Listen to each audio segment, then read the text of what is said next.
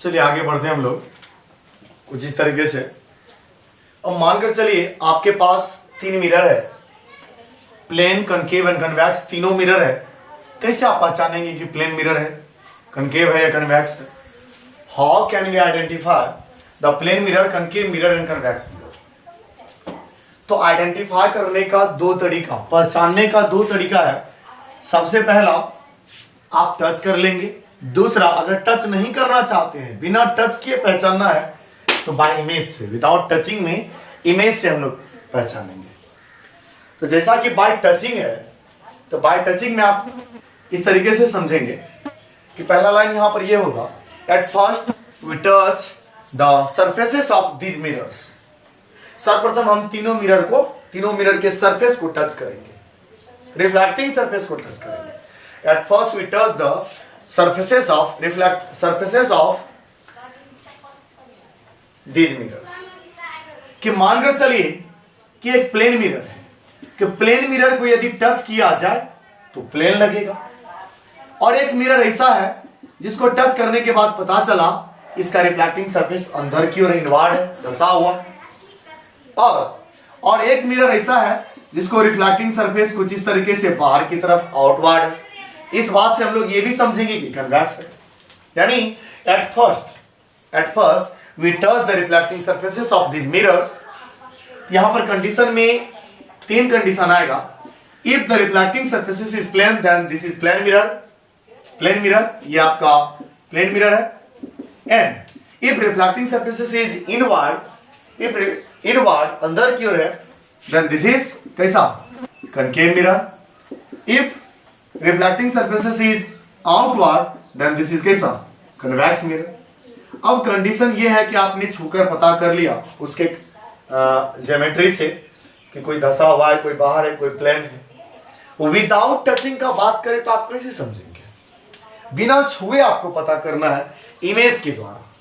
कि मानकर चलिए कि तीनों मिरर अपने सामने है, लेकिन हम लोग जान नहीं रहे कि कौन सा मिरर है। उसको वेरीफाई करना है, आइडेंटिफाई करना है। हम बारी से क्या करेंगे, कोई पेंसिल या पेन, बारी से कोई पेंसिल तीनों मिरर के सामने लाते हैं। At first we put the pencil near these mirrors. तीनों मिरर के सामने हम बारी से पेंसिल रखते हैं, छूना नहीं, बिल्कुल नहीं। कि मानकर चलिए कोई ऑब्जेक्ट आप सामने रखे, कोई ऑब्जेक्ट यदि सामने रखे या ऑब्जेक्ट में कोई ऑब्जर्वर कोई लाते हैं, नियर रखना है, पास रखना है, तो इसके इमेज के सेम साइज का इरेक्ट बना है, सेम साइज का बना, थोड़ा ज्यादा लग रहा है, सेम साइज का यदि बने, अगर सेम साइज का इमेज किसमें बनता है तो यहां से क्लियर हो जाएगा ये आपका कैसा मिरर, प्लेन मिरर। और यदि कोई भी ऑब्जेक्ट है कुछ इस तरीके से,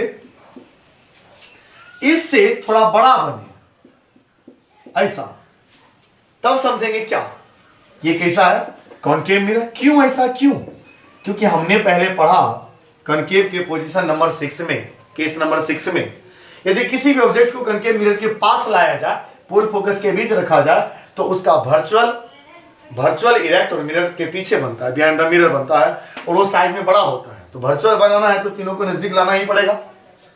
और यदि कन्वेक्स है तो कन्वेक्स में जितना ऑब्जेक्ट है उससे छोटा दिखाई पड़ेगा। कहने का मतलब है at first we put the object, at first we put the pencil, मानकर चलिए पेंसिल है, at first we put the pencil near these mirrors, तीनों के सामने लाते हैं। नंबर 1 कंडीशन के तरीके से लिखिएगा ABC। If image of pencil is erect and same size, then this is plane mirror. If image of pencil is larger than the object, erect and larger than the object, then this is concave mirror. If image of the pencil is smaller than the object and erect, this is convex mirror. इस तरीके से हम लोग तीनों mirror का पहचान, identification अच्छे तरीके से कर सकते हैं इमेज का बनाकर, क्योंकि प्लेन मिरर में हमेशा बराबर बनता है। कनकेव में अगर नजदीक लाया जाए तो वर्चुअल इरेक्ट और ग्रेटर होता है, और कन्वेक्स में हमेशा स्मॉलर बनता है। यदि स्मॉलर बने तब हम ये समझेंगे वो आपका कन्वेक्स मिरर है। ठीक इसी तरीके से इसका क्वेश्चन राइटिंग वे में लिखना है, कैसे हम लोग दो तरीके से पहचान करते हैं। बाकी अगले क्लास में, फिलहाल के लिए थैंक यू, आगे बढ़ेंगे अगले क्लास में।